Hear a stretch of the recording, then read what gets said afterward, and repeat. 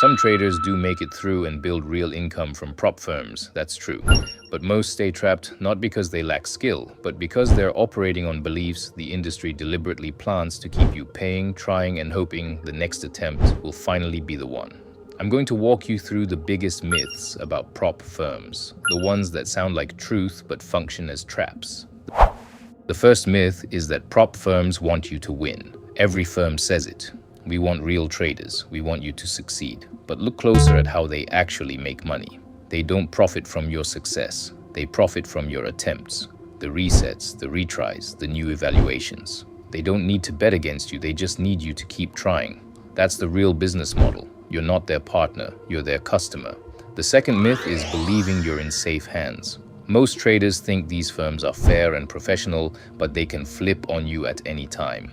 One week you're trading fine, and the next you get a payout denied or your account closed for reasons that make no sense. They can change rules overnight or accuse you of behavior you never did. You can follow every rule and still lose your account. There's no real stability in that system. You play only as long as they allow it. The third myth is the account size illusion.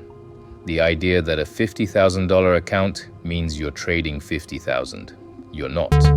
You're trading the drawdown, the $2,000 of space before the firm cuts you off.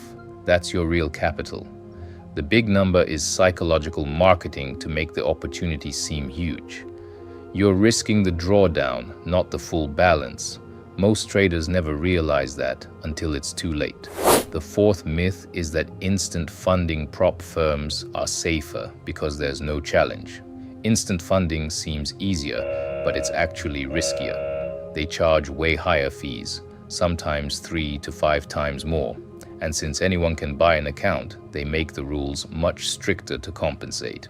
Most instant funding firms are running pure simulations with no real money involved, so they lose nothing by giving you an account and have every reason to design it so you fail quickly.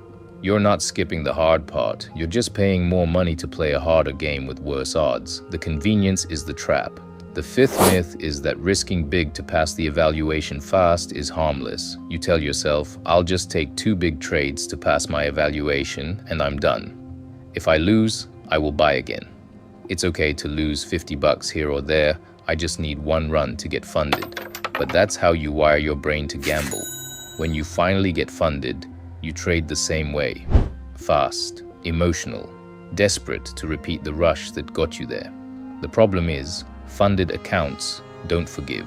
What worked in the challenge usually destroys you in the live phase because you trained yourself to chase, not to manage.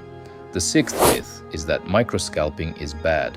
Firms tell you it's unrealistic, that it doesn't build discipline, that it's not how real traders operate. But go watch what hedge funds and high-frequency traders do. They scalp tiny moves all day, every day. They live off speed and precision. That's real trading. So why do prop firms forbid it? Because microscalpers hit their targets too fast, and fast traders don't buy resets. It's not about discipline. It's about business. The seventh myth is that you can get paid fast and cash out quickly. The marketing says payouts in 14 days, but the system is built to keep you trading, not paying you. Prop firms know the longer you stay active, the higher the chance you'll make a mistake and lose the account before they pay you. So they add layers of delay, review periods, balance rules, and minimum profit requirements. You might already have your target, but if the firm requires $200 more to meet the payout threshold, you're forced to keep trading just to qualify. Every extra trade adds risk, more exposure, more stress, more chances to break a rule. In a personal account, you earn and withdraw whenever you want. In a prop account, you stay in their game until they let you out. Even if they offer you a daily payout, you still need to build a buffer, which will make you trade more. The fast payout is marketing. The waiting is the model.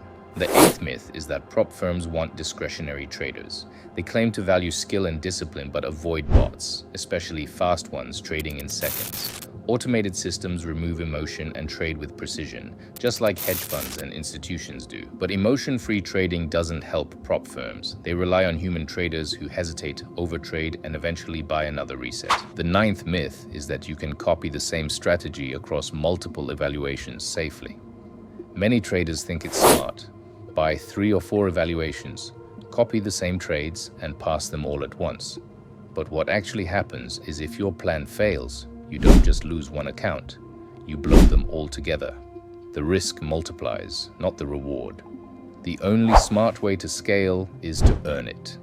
Add accounts one by one only after you've tested a strategy that's been profitable for at least a year. Anything less is gambling on repeat. The 10th myth is that prop firms will copy your strategy if it's profitable. They won't. They're not studying your trades to use them. They're studying your behavior to strengthen their business model. They look at where traders fail, how often they breach limits, and how fast they rebuy challenges. That data helps them design new rules and conditions that make traders fail more efficiently. You're not being copied, you're being measured. Myth 11, the funded account is the reward. Most traders treat the funded account like a trophy, proof they've made it. But the truth is, the funded account isn't the finish line. It's a subscription to pressure. You're not free after passing. You're locked into a new cycle of tighter rules, stricter limits, and constant fear of losing it all. The moment you hit target, your mindset shifts from "I need to win" to "I can't lose." That's when trading turns from opportunity to survival. Myth 12. Consistency rules are about risk management. On paper, consistency sounds noble. No huge wins, no gambling, just stable performance. But in reality, those rules exist to limit payouts, not to build good habits. Requirements like no single day can exceed 40% of total profit sound logical but punish strong days and delay withdrawals. They don't create consistency, they manufacture drag. The truth is, markets aren't consistent. Some weeks move slow, others explode. A real trader adapts. But under prop rules, you're forced to suppress your best moments to fit an artificial profile. It's not risk management, it's payout control. The consistency rule isn't there to make you stable. It's there to make you predictable. Predictable enough to fail over time. When you put all of this together, one truth stands out. Every myth sells hope. Hope that passing equals skill. Hope that leverage replaces patience. Hope that fast success means long success. But trading doesn't reward hope. It rewards control. Control of risk, pace, and emotion.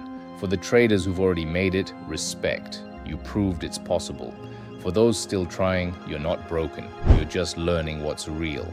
Once you stop trading to prove something and start trading to protect something, everything changes. The real challenge isn't hitting 8%. It's the fight between your patience and your ego. If patience wins, you grow. If ego wins, you reset. And no prop firm decides which one wins. Only you do.